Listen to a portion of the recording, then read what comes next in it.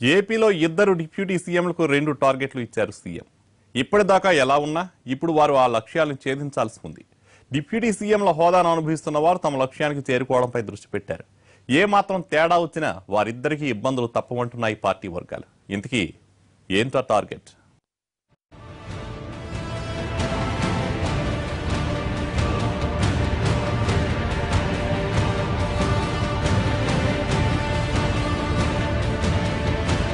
తెలుగుదేశం ప్రభుత్వం కొలువుదీరిన రోజునే ఇద్దరు ఎమ్మెల్యేల్ని డిప్యూటీ సీఎంలను చేశారు.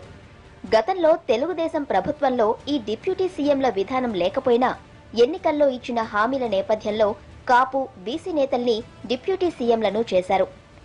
కోస్తా జిల్లాల నుంచి కాపు వర్గానికి చెందిన సీనియర్ నేత చినరాజప్ప, రాయలసీమ నుంచి సీనియర్ నేతగా ఉన్న కేఈ కృష్ణమూర్తిని డిప్యూటీ సీఎంలుగా కేబినెట్లోకి తీసుకున్నారు. ఇప్పుడు ఇద్దరికి ముఖ్యమంత్రి ఎన్నికల టార్గెట్ ఇచ్చారు. ఓవైపు నంద్యాల ఉప ఎన్నిక ఉండగానే మరోవైపు కాకినాడ కార్పొరేషన్ ఎన్నిక నగారా మోగింది.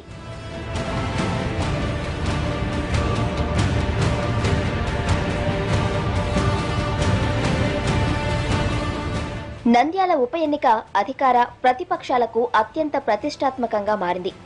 ఇప్పటికే నామినేషన్ల ప్రక్రియ పూర్తవడంతో పాటు ఆయా పార్టీల ముఖ్య నేతలు నంద్యాలలో మకాం వేసి ప్రచారం నిర్వహిస్తున్నారు. ఈ నెల 23న జరిగే నంద్యాల ఎన్నిక ఫలితాలు 28న విడుదల కానున్నాయి. జిల్లాకు చెందిన సీనియర్ నేత కేఈ కృష్ణమూర్తికి నంద్యాల ఎన్నికల బాధ్యత అప్పగించారు. జిల్లాకే చెందిన మంత్రి కావడంతో పాటు డిప్యూటీ సీఎంగా కూడా ఉండటంతో నంద్యాల విజయం ఆయనకు పెద్ద సవాల్గా మారింది. దీంతో నంద్యాలలో మకాం వేసి మరీ కేఈ కృష్ణమూర్తి ప్రచారం నిర్వహిస్తున్నారు. ప్రచార కార్యక్రమాలు, పార్టీ సమావేశాల్లో చురుగ్గా పాల్గొంటున్నారు. నంద్యాల ఎన్నిక విజయం అత్యంత ప్రతిష్టాత్మకం కావడంతో అక్కడే ఉండి పనిచేయాలని సీఎం సూచించారు. దీంతో అన్ని పనులు పక్కన పెట్టి మరీ ఉప ఎన్నికపై ఫోకస్ పెట్టారు డిప్యూటీ సీఎం కృష్ణమూర్తి. పార్టీకే కాకుండా ఉప ముఖ్యమంత్రిగా కేఈ కూడా అత్యంత కీలకమైంది ఎన్నిక. దీంతో చిన్న చిన్న ఇబ్బందులున్నా పక్కన పెట్టి నంద్యాల ఉప ఎన్నిక కోసం కేఈ పనిచేస్తున్నారు.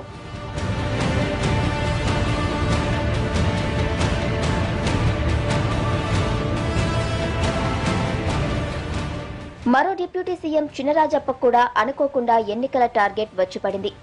కోర్టు ఆదేశాలతో 7 ఏళ్లుగా పెండింగ్ లో ఉన్న కాకినాడ కార్పొరేషన్ ఎన్నికల నగారా మోగింది. ఈ ఎన్నికల్లో గెలుపు బాధ్యత ఇప్పుడు చినరాజప్పపై పడింది. కాపు ఉద్యమం తీవ్రంగా ఉండటంతో కాకినాడ రిజల్ట్ ఎలా ఉంటుంది, ఉద్యమ ప్రభావం నగరపాలక సంస్థ ఎన్నికపైన ఉంటుందా అనే చర్చ జరుగుతోంది. దీంతో హోంమంత్రి చినరాజప్ప కాకినాడ కార్పొరేషన్ ఎన్నికల బాధ్యతను సీరియస్ గా తీసుకున్నారు. వారంలో కనీసం 3 నుంచి 4 రోజులు సచివాలయంలో ఉండే రాజప్ప ఇప్పుడు కాకినాడలోనే ఉండి మున్సిపల్ కార్పొరేషన్ పై దృష్టి పెట్టారు. 23వ తేదీన నంద్యాల ఎన్నిక ఉండగా 29న కాకినాడ కార్పొరేషన్ కి ఎన్నికలు జరుగుతున్నాయి. పట్టణ ప్రాంతంలో టీడీపీకి అనుకూల పవనాలు ఉంటాయని ఆ పార్టీ నేతలు నమ్మకంగా ఉన్నారు. అయితే మారిన రాజకీయ పరిణామాల్లో కాకినాడ మేయర్గా ఎవరు గెలుస్తారనేది ఆసక్తిగా మారింది. నంద్యాల లాగానే కాకినాడ కార్పొరేషన్ ఎన్నికని కూడా 2 పక్షాలు సీరియస్ గా తీసుకుంటున్నాయి. ఈ నేపథ్యంలో చినరాజప్ప కాకినాడ కార్పొరేషన్ ని గెలిచి చూపించాల్సి ఉంది. జిల్లాలో మరో సీనియర్ మంత్రి యనమల ఉన్నా ఎన్నికల వ్యవహారం అంతా రాజప్పే చూసుకుంటున్నారు.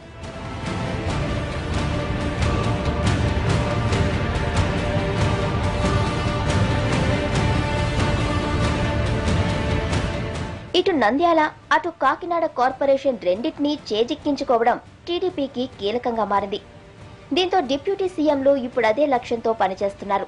ఫలితం ఏమాత్రం తేడా వచ్చినా ఇద్దరు నేతలు సమాధానం చెప్పుకోవాల్సి వస్తుందని నేతల్లో చర్చ జరుగుతోంది. 28న నంద్యాల కౌంటింగ్ ఉండగా ఆ మర్నాడే కాకినాడ కార్పొరేషన్ ఎన్నిక జరుగుతోంది. దీంతో ఇద్దరు డిప్యూటీ సీఎంలు ఇప్పుడు ఎన్నికల్లో నెగ్గుకొచ్చేందుకు చెమటోడుస్తున్నారు.